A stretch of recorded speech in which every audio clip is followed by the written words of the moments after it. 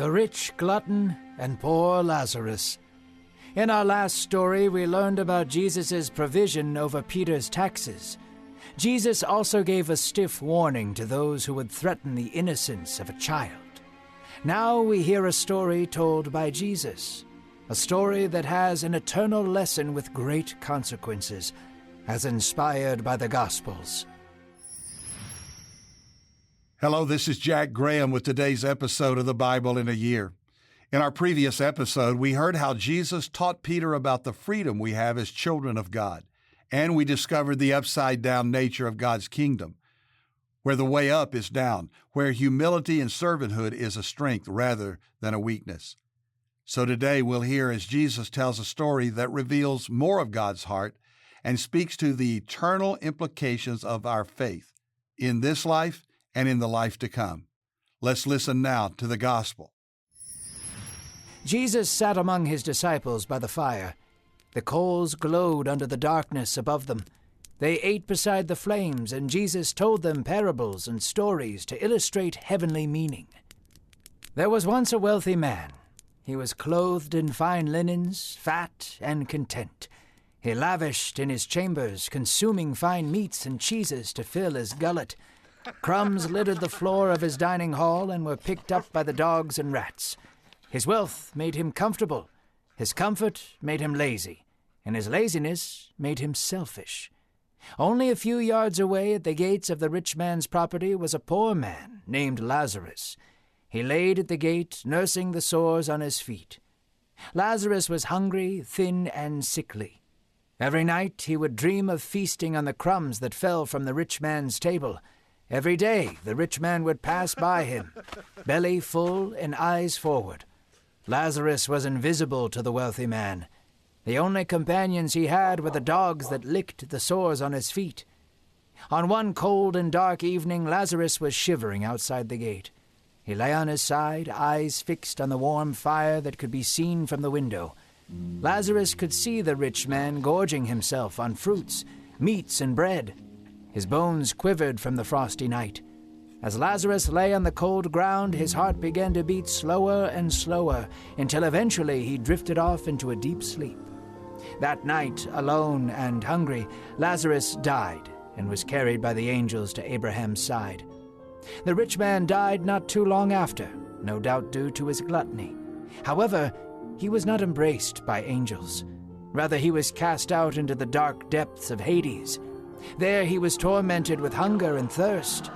In his discomfort, the rich man cried out to Abraham, saying, "Father, Abraham, have mercy on me."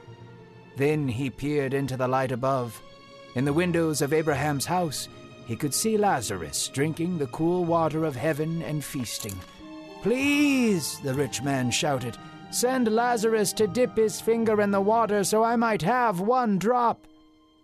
But Abraham shook his head and said, "Remember your life, my child. Remember that you received only good things and shared none of it. But Lazarus only received bad. Now he dwells in comfort, and you are the one who suffers." The once rich man anguished in his hunger and pain. He looked up to Abraham, gasping for every breath. "Please, Father, send Lazarus to my family's home. Warn my father and brothers of this punishment."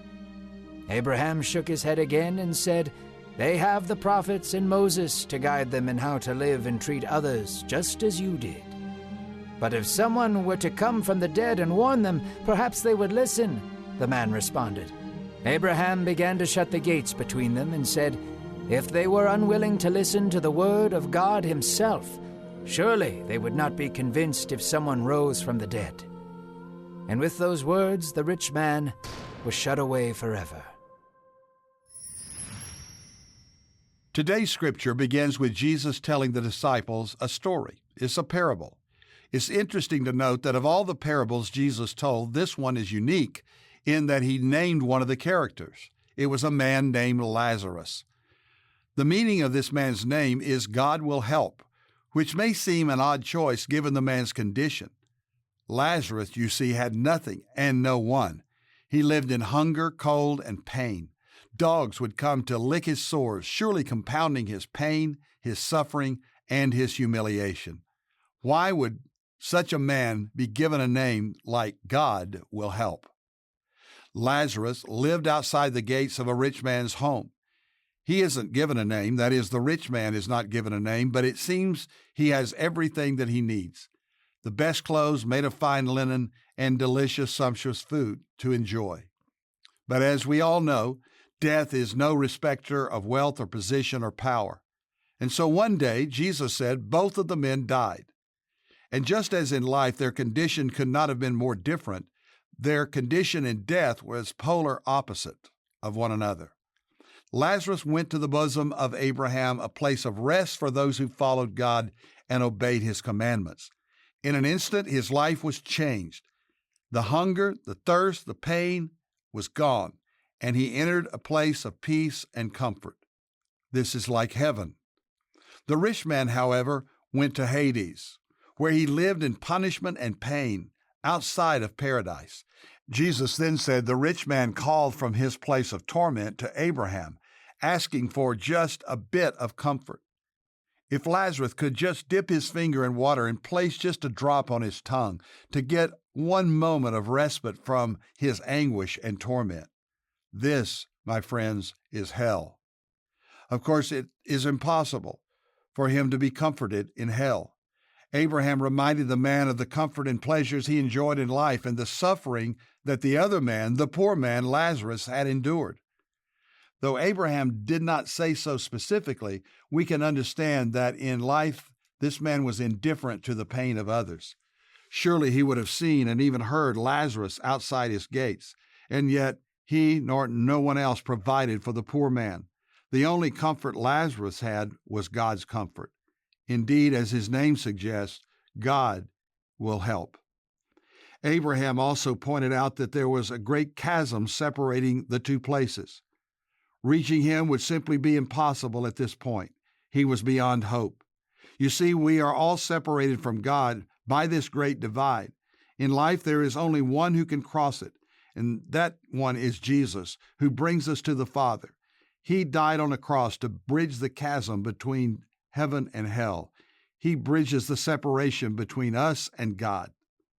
Just as it was true for the rich man, in death, there is no hope for those who have rejected God, those who have turned their back on Jesus.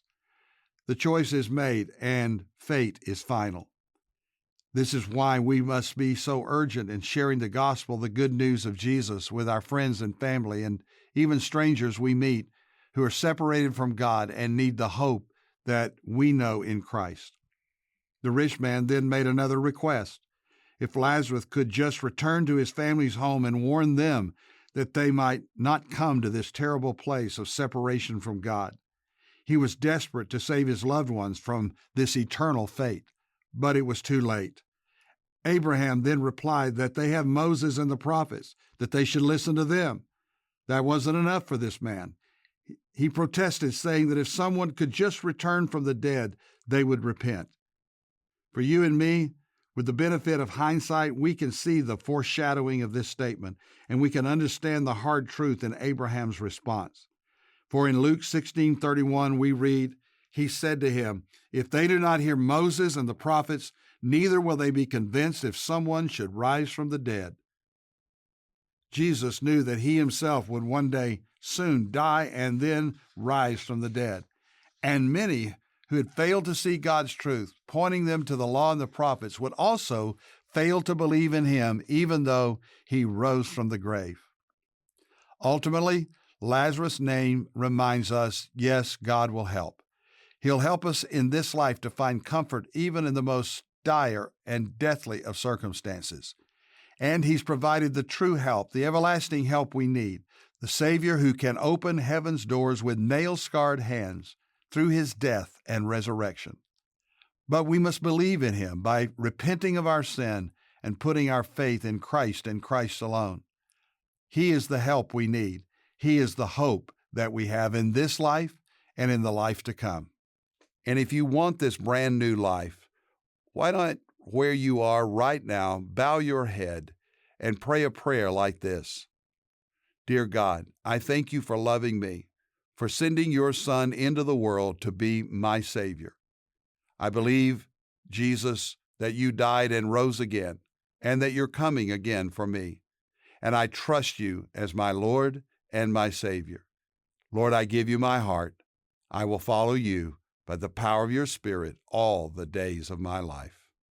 Amen. Thank you for listening to today's Bible in a Year podcast. I'm Jack Graham from Dallas, Texas. You can download the pray.com app and make prayer a priority in your life, just like over 20 million people have done to this date. If you enjoyed this podcast, share it with someone you know and love, because by sharing this message of the Word of God, you can make an eternal difference in someone's life.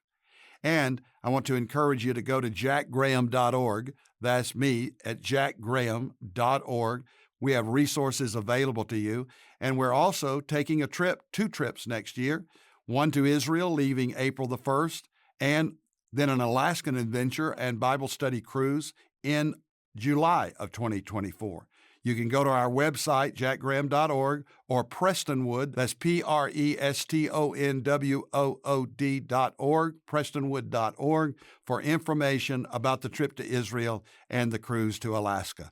God bless you, and we look forward to joining you again the next time.